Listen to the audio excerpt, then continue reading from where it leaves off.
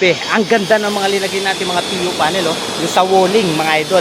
Pwede rin itong gamitin sa mga cold storage, walk-in freezer, walk-in chiller, blast freezer.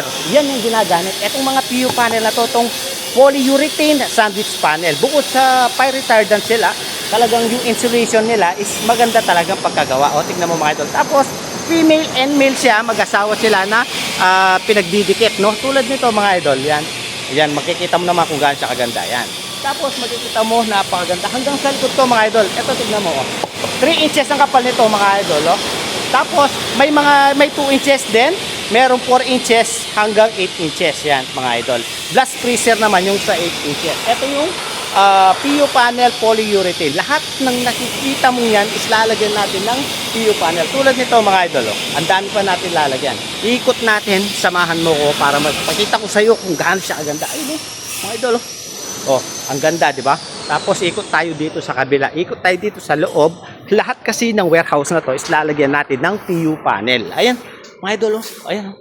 Ayan pa, di ba? Napakaganda. Tapos ito, ang taas nito is 9 meters, no? Tignan natin dito sa kabila. Tapos lahat yan meron yan. Lahat lalagyan. Kaya lang di pa linagyan to kasi may pagdadaanan pa tayo, no? So mga idol, ayan. Tapos dito naman tayo sa kabila. Ayan. Okay. Ito po mga iba mga idol, makikita mo kung gaano siya kaganda.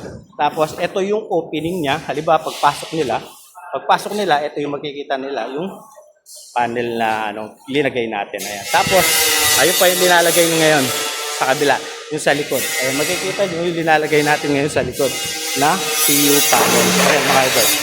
Ayan, makikita mo dyan. Ayan, 8.5 meters yan. Tignan nyo man yung tao, sa kataas. Tapos yung sa gilid, ayan, di ba? Ayan. So mga idol, supply and installation tayo ng PU panel. So mga idol, ilalagay ko yung contact number ko dyan. Paki-contact na lang, by the way, I'm Sherwin Katanghal.